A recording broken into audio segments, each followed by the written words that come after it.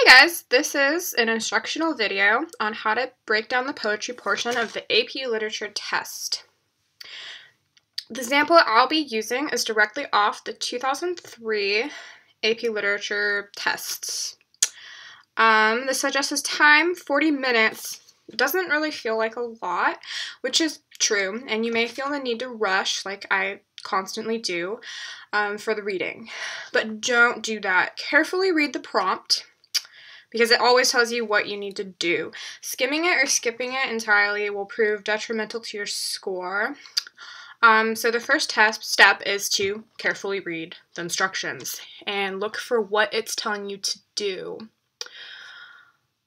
So I'm going to go ahead and pull up my highlighter and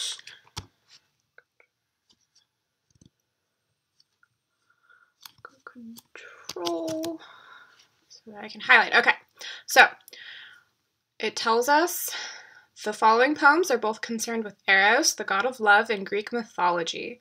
Read the poems carefully, then write an essay in which you compare and contrast the two concepts of Eros and analyze the techniques used to create them. So right there it tells us, one, who Eros is, and I'm going to guess that that's what poems are about. I mean, they're both titled Eros. And we're going to compare their interpretations of them. So when we're going to read through these, we're going to look for techniques that are used to show the interpretation that the author has of Eros. Oh, oop, I can't scroll down. Sorry, hold on a second. The next step is to, it leaves it relatively open to interpretation. Oh, there we go. Okay, cool. Sorry about that. So the next step, now that you know what you're supposed to be looking for, is to read through the excerpt. In this case, there's two excerpts. They're about 100 years apart, and they both have the same title, even though the one by Robert Bridges is in ancient Greek. Luckily, it tells us what that means down there in the little margins. The directions tell us who Eros is. He's the god of love in Greek mythology, which indicates that the two poems are just different interpretations of the same mythological figure. So, the first thing I noticed when I read these was that both of them have rhyming schemes. And so, when I read rhyming schemes, it typically makes the poem go by really fast, and it just becomes meaningless when I just read it because I'm like, oh, face, race, heart, art, love, nose, eyes, etc. And so my trick for this is to really slow down, break it down, and each line think about what it's saying, like what the meaning is. So for example, the first line of this one, why hast thou nothing in thy face? I instead of reading it through it quickly, I have to break it down and think of it instead of in terms of Old English, in terms of our modern English. Why does he not have a face? So after noticing that they both rhyme, even though the next thing I noticed was that it very clearly shows that they're written over a century apart.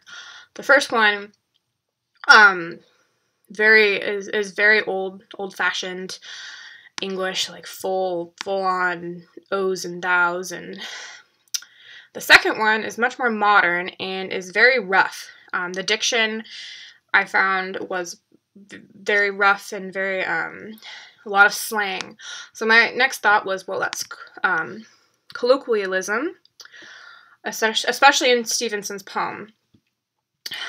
So then my next step would be to go through and pick out terms and words that are the diction usage that is reflective of colloquialism.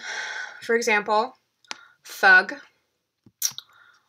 my bully boy, is definitely.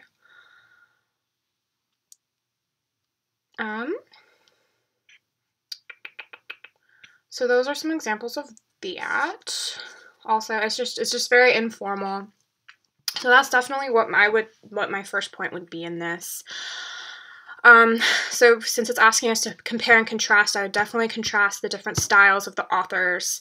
And then I would address how the rhyme scheme is very similar, and that both of them directly address Eros. They both are talking about his face. In the first one, it says that he doesn't have a face and that his face isn't looked at. The second one calls his face ugly and broken. So here's an example. Here's an example of an 8 on the exam from 2003. I went through and I looked at this and I didn't completely agree with it because they didn't exactly have a thesis. They just kind of, in this first paragraph here, they just kind of rambled about Eros. They're like, people's attitude toward Eros, the Greek god of love, often mirror their own opinions about love itself. So I don't like that term because it says often, mirroring, etc. And they never had a thesis because then, other than underlying assumption about love, they don't specifically state what their following essay is going to be about. It's just kind of summing up the two poems, which is why I was kind of surprised this ended up being an 8.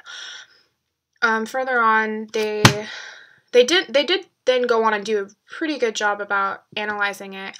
But I'm going to go ahead and show you what I wrote for a thesis for this. I wrote Stevenson and Bridges present contrasting views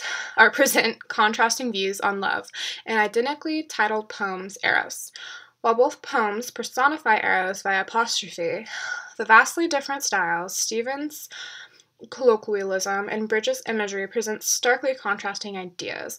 So in this case, I like to organize it in my mind where in my thesis, I have my paragraphs that I'm going to go ahead and talk about. So the purple would be my first one, the different styles. So I talk about the diction and the different language choices in them and how they're definitely different time periods. And I pick specific words and quotes to go in there. The colloquialism, especially in Stevenson's poem, would be another one, and again, that's contrasting their styles. But the very blatantly just style of hers that's just really rough around the edges. And then Bridges' imagery, the imagery is really vivid in this poem, calling it the human heart, flower of the lovely youth that art. It's very flowy and flowery, while Stevenson's is very rough, just to the point, short and to the point. So I'd focus more on the aspects of the language used in the passages. The key to connect the literary terms to the larger meaning of the poem. So rather than, it's good to know the literary terms and to be able to point them out, but we need to be able to take these literary terms and connect them to the meaning, and figure out how Bridges' imagery it contrasts the ideas with Stevenson's colloquialism. Like how does his imagery create this larger view of Eros? And the other thing about this is that the poems are largely affected, I believe, on the author's view of love. So you have to take that into effect and then take what they wrote. That's about all I have. Good luck on the AP exam with this portion, guys. If you have any questions, please come talk to me or any of the other AP poetry girls in our group, or Mr. Harris. I know we're going to be going over it more shortly. Thanks for watching. Have a nice night, day, whatever it is.